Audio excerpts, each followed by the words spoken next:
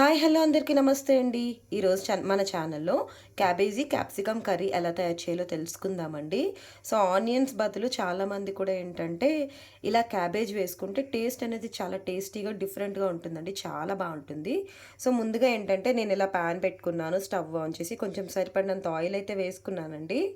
దీంట్లో చిటికెడు జీలకర్ర వేసుకుంటున్నాను. అంటే ఒక స్పూన్ కొంచెం సరిపడినంత. చూడండి ఇలా చిటపట్లు ఆడాలి. సో ఇలా చిటపట ఆడే మన ఈ జీలకర్రలోని మనము క్యాబేజీ తురుము అయితే వేసేసుకోవాలండి. చూడండి క్యాబేజీ తురుము అయితే బాగా ఫ్రై చేసుకోవాలి. ఇలా చక్కగా ఫ్రై చేసుకోవాలండి. కొంచెం రోస్ట్ అయితే అవ్వాలి. మనకి ఆనియన్స్ ఎలా అయితే వేసుకొని మనము దోరగా వేగాలి అంటామో అలానే క్యాబేజీ కూడా పచ్చివాసన పోయేలాగా మనం నీట్గా దోరగా వేగే వరకు వెయిట్ చేయాలండి. చూడండి బాగా వేగుతున్నాయి కదా. మనకి చాలా మంచిదండి హెల్త్కి. సో క్యాబేజీ తినడం వల్ల స్కిన్ గ్లో కూడా అవుతుంది. అదే కాకుండా గట్ హెల్త్కి మంచిది. అలానే డైలీ తినకూడదండి. వీక్లీ 2 to 3 టైమ్స్ పర్వాలేదు, కానీ అంతకన్నా మీరు క్యాబేజ్ని డైట్లో ఎక్కువ యూజ్ చేయకూడదు.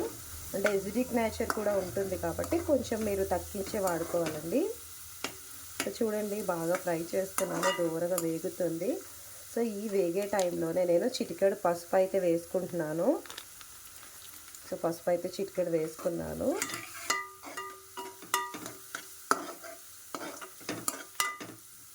సో ఇలా బాగా వేసుకోవాలి.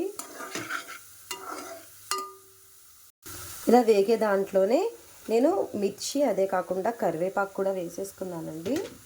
సో వేసేసుకుని బాగా కలుపుకోవాలి.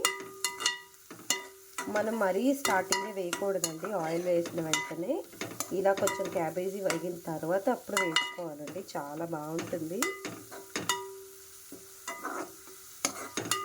సో దీనికి కావాల్సిన ఐటమ్స్ ఏంటో చూపించలేదు కదండి. ఎలాగో చూసారు కదా. క్యాబేజ్ అండి, కరివేపాకు, పచ్చిమిర్చి, అదే కాకుండా టొమాటో, అదే కాకుండా మనకి క్యాప్సికమ్ అండి. చిన్న ముక్కలుగా తరిగేసుకుంటే సరిపోతుంది. సో అంతే అండి. ఉప్పు, కారం, పసుపు ఇవి నార్మలే. దీంట్లోకి ఎలాంటి అల్లం వెల్లుల్లి పేస్ట్ అది వేసుకుంటే బాగోదు. సో ఇప్పుడు ఇది బాగా వేగాలండి నీట్గా. ఇంకొంచెం వేగనిద్దాం మనం. చూడండి మనకి దోరగా క్యాబేజీ అయితే ఫ్రై అయిపోయింది. సో ఈ టైంలో ఏంటంటే క్యాప్సికమ్ ఒక 3 క్యాప్సికమ్ అండి ఇలా చిన్న తురుముల్లా తురుముకున్నాను. సో అది గ్రేట్ చేసుకుని దాన్ని అయితే వేసేసుకోవాలి. సో వేసేసుకున్నాను కదా. సో ఇప్పుడు దీంట్లోనే మనము సాల్ట్, చూడండి ఒక స్పూన్ సాల్ట్ అండి, కారం, సరిపడినంత సాల్ట్ అండి. సో వేసేసుకుని బాగా మిక్స్ చేసేసుకోవాలి. చూడండి ఎంత గ్రీన్గా కనపడుతుంది మనకి. గ్రీన్ లీఫీ వెజిటేబుల్స్ కానీ, సో గ్రీన్ కలర్గా ఉండే ఫుడ్ కానీ ఇలాంటివి క్యాప్సికమ్, సో ఇలాంటివి చాలా మంచిదండి హెల్త్కి. సో చూడండి ఇప్పుడు ఇది బాగా వేగాలి. సో ప్రజెంట్ అయితే బాగా మిక్స్ చేసేస్తున్నాను. సో ఇలా మిక్స్ చేసేసాను కదా. సో మూత పెట్టి కొంచెం సేపు వదిలేద్దాము. చూడండి మనకి క్యాప్సికమ్ అది కూడా బాగా వేగిపోయిందండి. సో ఈ టైంలోనే నేను టొమాటో కూడా వేసేసుకున్నాను. సో నేనేంటంటే ఇలాంటిది ఒకటి ఉంటుందండి మనకి చాపర్. సో ఈ చాపర్ ఏంటంటే మనకి ఇలా పెట్టేసుకుని లోపల ఒక సీజర్లా ఉంటుంది, పైన పెట్టేసి డ్రాగ్ చేసుకుంటే ఈజీగా వర్క్ అయిపోతుందండి. నాకు బేబీతో కదా కోస్తున్నప్పుడు అది వచ్చేస్తుంది.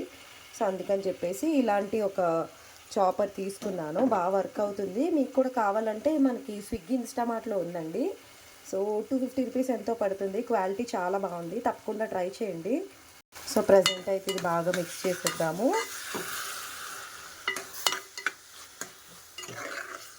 ఇలా బాగా మిక్స్ చేసేసేయాలండి. మనకి క్యాప్సికమ్ కర్రీకి వాటర్ అది ఎక్కువ వేయకూడదండి. సో బాగోదు. సో అందుకే ఏంటంటే టొమాటో అనేది ఒక 2 to 3 టొమాటోస్, అట్లా చిన్న టొమాటోస్ అయితే ఒక 3 వేసుకోవాలి, పెద్ద టొమాటోస్ అయితే ఒక 2 వేసుకుంటే సరిపోతుంది.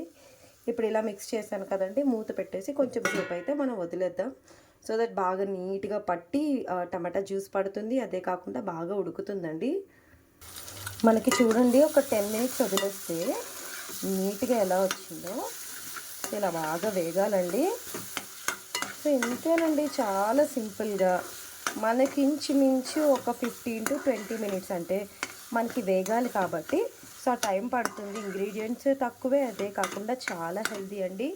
ఈ రెసిపీ వచ్చేసి మీరు చక్కగా చపాతీ చేసుకుంటారు కదా, వాటిలో కర్రీ కింద కానీ, లేదంటే చాలామంది సమోసాకి స్టఫింగ్ కింద కానీ సో ఎలా అయినా యూస్ చేయొచ్చు. చాలా బాగుంటుంది.